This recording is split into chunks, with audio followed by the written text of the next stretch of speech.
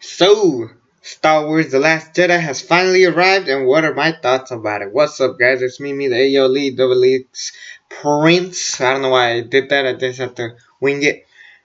But this is gonna go down as one of the most edgy movies and one of the weirdest, to say the least, because it really does make you think, like, was the movie good? Was the movie bad?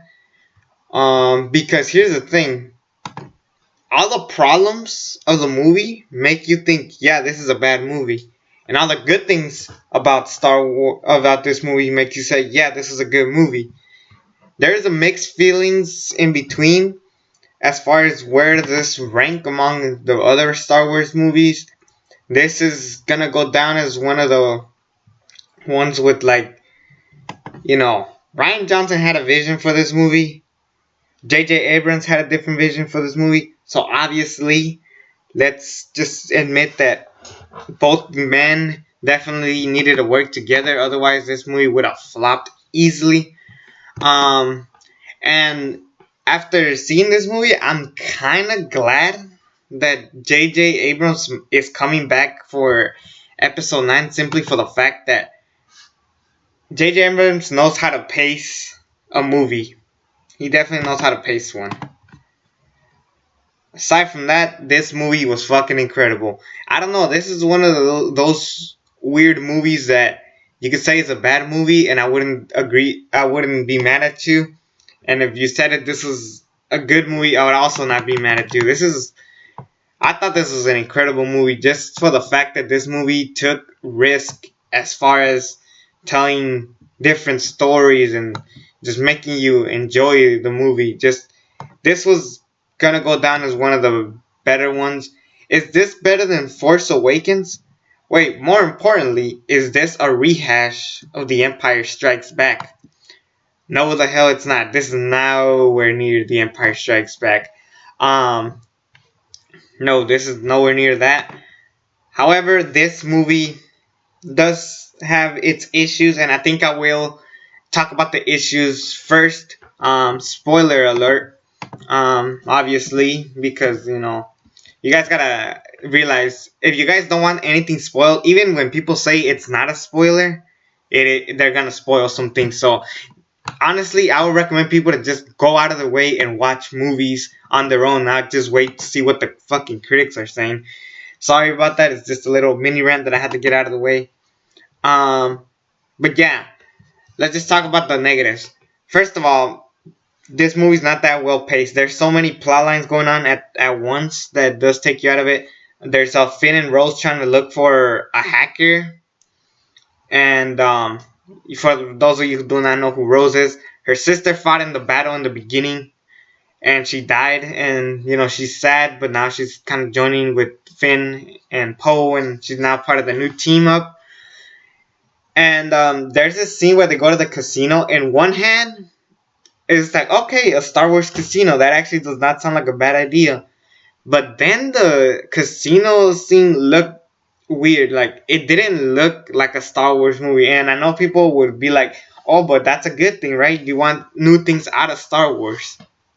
Yes, but I also wanted to be creative and take its own risk, not just make it look like, it literally looked like Ocean's 11 and Casino Royale and those movies. Like, you didn't have any fancy creatures. You had really weird leprechaun things. It was like fucking weird. Yeah, for the most part, it was weird. And the whole scene about this, they were looking for a code breaker, and they were looking for one person specifically, but then they eventually led to another guy played by Benicio del Toro. And then the whole thing felt pointless since Benicio del Toro actually betrayed them. However, I will say, I think if Benicio del Toro comes back for Episode 9, I will be glad.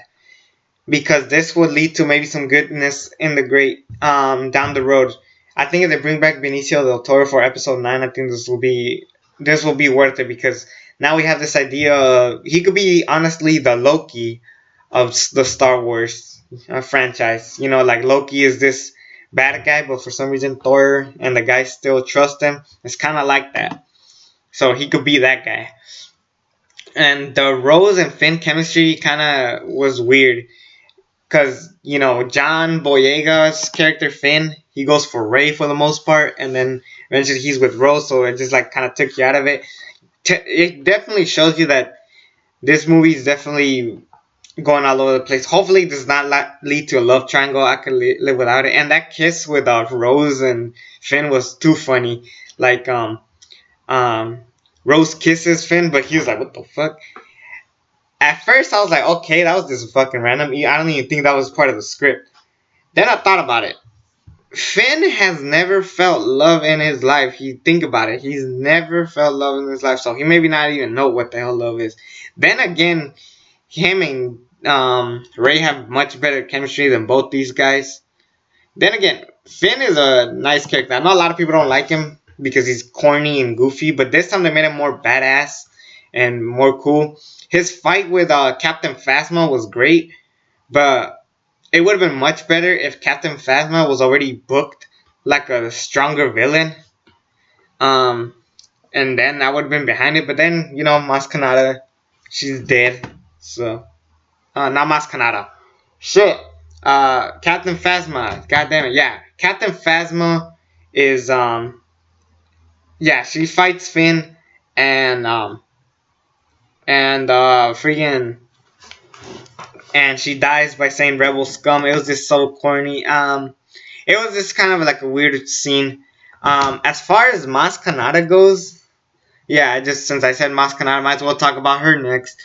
She's hardly in this movie. She's in one little scene. It looked like Star Trek with the little globe thing where people talking. But yeah, Mas Kanata's doing a mission and then eventually sends them to like a hacker code guy, which they eventually don't get to that guy. Eventually they get to Benicio, which made that whole scene pointless. In my opinion, why didn't they just get Mas Kanata to do that scene instead? Don't just be wasting Mas Kanata for no fucking reason. It was just pretty stupid for me. I think those are most of my negatives. Again, the pacing is kind of weird because on one hand you have one thing going and then you have another thing going. Mark Hamill has even talked about not liking certain things that he had to do in the movie. Example, the beginning scene when Luke is handed the lightsaber, he throws it and leaves. It was weird, and in a way, I feel like it could have worked if it was different. If then just exaggerate and just toss it. If he just like said he just gives it back to her and leaves, maybe that would work. But then, I don't know. That scene was just kind of weird. But yeah, for the most part, and it was kind of weird how Mark Hamill wanted to kill Kylo Ren, but then, he's also the creation of Kylo Ren. And basically because he didn't want to kill him, and this mixed bag of stuff.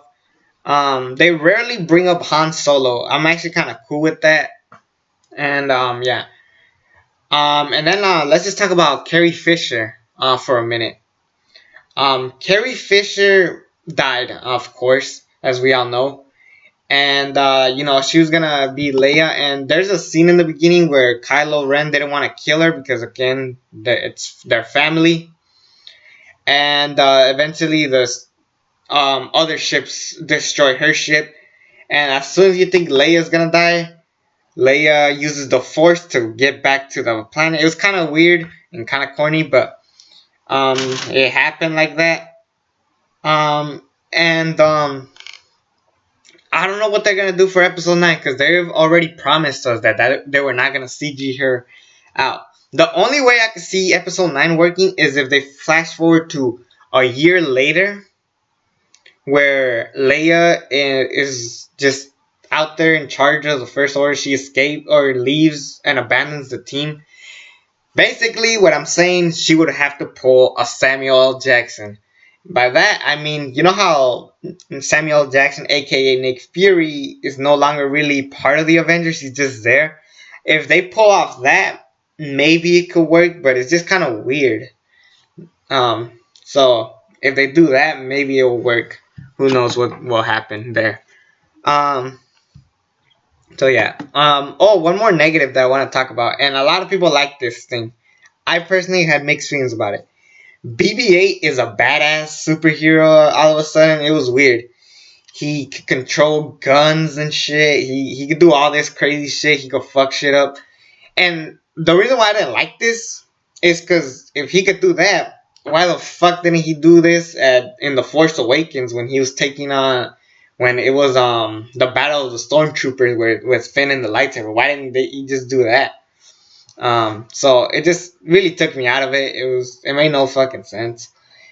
And the reason why I also didn't like it is because it kind of reminded me of R2D2 in Attack of the Clones when he could fly all of a sudden and do all this stuff, which took you away from the other movies. So I don't know why people don't see that negative. I don't know why. So there's that. Aside from that, yeah, those are all the positive. Those are all the negatives. Aside from that, the movie is still great. It's still a great experience, and here's why. Rey's training scenes were incredible. I enjoyed those scenes a lot. They were honestly my favorite part of the whole movie. Yeah, her talking to Kylo Ren. I like how they're slowly upgrading the Force. They keep doing it. They've done it in the books, and let's be real. Star Wars better stop going for the books. It makes no sense because half of your audience don't read the books. They just stick to the movies to make it more interesting down the road. If you just read books and don't understand certain things, it just takes you away from it. So honestly, I think that the studio should realize that, especially with Rogue One, because those were some of the negatives I had with that movie, which I still enjoyed that movie, still nonetheless. But yeah, Kylo Ren and Rey, they have this Force connection, which was weird. But it made sense for their characters, and I'm starting to think, are they related? Are they gonna pull a Luke and Leia from Empire Strikes Back? Otherwise, that would be incredible. Then when they meet up, when Rey sacrifices herself, Kylo Ren brings her to Snoke. Kylo Ren kills Snoke, thank God, because Snoke was pretty fucking pointless. Let's be real, no one likes Snoke. And then Kylo Ren and Rey fight all these guys surrounding Snoke, all his like bodyguards or something, and it was a badass scene. It was a great scene. Honestly, possibly the best scene of the night. Not the night, the movie. And that's what made it really cool. So there was that. But then eventually Kylo Ren realized that he's still evil inside, basically proving that Luke Skywalker was right this entire time. And I think it worked well. Poe Dameron, I haven't even talked about him. Holy shit. Poe Dameron, he's in this movie a lot more. I like it. He's trying to take lead. Now, because of Leia's almost dying in this movie, she had to take a hiatus. And they put Laura Dern inside it, in charge, and she was kind of like a coward, and Poe Dameron was like, no, we have to do this. Why are you being such a coward and this and that? And basically showing that Poe just likes to take risk and try to do what's good for him, for them, because the First Order keeps coming again for them. So every time they come back, it's like, yeah, no matter how much they try to escape, they keep finding him, and it's impossible how they're doing it, but they're doing it. And the coolest part is when they're all taking escape pods, Laura Dern realized that she has to stop being a coward and start doing right. And the only way to help everybody else is if she sacrificed herself, because she was the last one to stay. So then she sacrificed herself by destroying the ship. And it was just an incredibly good scene. Yeah, that was just a great scene. And what made it really special is that usually when a scene like that happens, John Williams score, which by the way, John Williams did a much better job here than in The Force Awakens. Thank God. So anyways, they go for, and it's just silent. It's silent, and it made it really unique in my opinion. I thought that was a great scene and a really strong scene, to say the least. Afterwards, let's see, what else could we talk about? How about Yoda? Yes, Yoda makes an appearance. Yes. Luke Skywalker is ready to burn down these books that he was reading to Rey to show him the ways of the ways of the Force. He's gonna burn that down, but then Yoda burns it himself. He comes back as a Force ghost. Which, by the way, I wish they explained how the hell we get Force ghost. They're probably gonna do this at the Obi-Wan movie. I really wanted them to explain it in the prequels. Otherwise, why the fuck have them?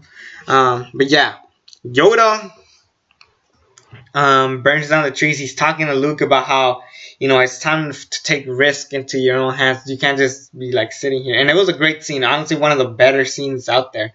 And by the way, the fact that they used puppet Yoda, not CGI Yoda, it was kind of an odd thing to see, but it makes sense considering the timeline. That was the last time we saw Yoda as a puppet, not a CGI character. So that, I think, was a smart way to do it. Personally, I kind of wish that they used Obi-Wan's voice. And I know that Obi-Wan's dead. Not Obi-Wan's dead, but the actor is dead. I keep forgetting his name. Let me search his name real quick. A New Hope cast. Damn it. Yeah, I keep forgetting. I feel dumb. Here it is. Alec Guinness. Yeah, he died, so obviously he couldn't do it, but they could have Ian McGregor try to voice an older version of him, because honestly, Ian McGregor is the best part of the prequels, easily the best part of those prequels. So yeah, they could have used Obi-Wan's voice. Hell, they could have actually used Darth Vader's voice. I don't know the actor who played him. I know James Earl Jones is busy with Lion King. I'm not saying to use him. They could have used the actor, the one who, when they pull off the helmet and it was like Egg Vader, as they called him, Egg Vader, or Humpty Dumpty Vader. You know what I'm saying? Yeah, they could have used them. I don't know. I'm still cool with Yoda. I mean, it's the guy who trained Luke Skywalker. Why would I have a problem with that? So yeah. Again, the more you think about the movie, the more you see It's a weird fucking movie, because walking out of it, because I saw this movie on Saturday. Walking out of it, I was like, yeah, this is a fucking great movie. And then the more I took time to think about it, I had more problems going into it as I was going through this review. So I was like, I can't say this is a bad movie, because it was a great movie. So then I started listening to other people's reviews, trying to think, and a lot of people didn't like it. I was shocked. Jeremy Johns gave it a good time, no alcohol required, which is kind of a matinee for the Double Toasted, which is what they gave it. Chris Stuckman, it is a weird thing. He gave The Last Jedi an A-, but The Return of the Jedi a B+. And but eventually, when he did his ranking, Return was over The Last Jedi. So, this is gonna go down as one of the weirdest movies ever. I think it's a really incredible movie. This is definitely, if you've seen the ranking of Chris Stuckman, I think that's my order. And I think I enjoyed this movie a lot more than other people. As far as continuing the sequel, first of all, the ending kind of was weird. So in the movie, when they go to the casino, they explain stuff about the rich and the poor, and then they show a bunch of poor kids, dealing with struggles and just working as homeless. And then he looks at the Death Star or something, and then he's just watching it, and that's the end of the movie. I think it's a thing for Rian Johnson, because I heard Rian Johnson's doing his own trilogy aside from episode 9, 10, 11, and 12 and stuff. So I think that's what that's going to be. As far as it ending the movie, I didn't think that was the right call. I think it should have ended with like Leia talking to Rey. I think that would have been a perfect ending, because that would be a great way to send off Leia. And I think the problem with this movie, and I think this is what it is, the fact that, alright, let me go back a little bit. Kylo Ren fights Luke Skywalker as a Force ghost or something. He used the Jedi powers to do a duplicate of himself fighting him. Which, first of all, that was a great scene. I thought it was well paced, well done. It was really incredible. One of my favorite scenes of maybe the entire franchise. And basically, Luke Skywalker said, "Yes, I may be the last Jedi, but there's gonna be one more Jedi to come. More Jedis to come. It's just gonna continue. It's a war that's gonna continue.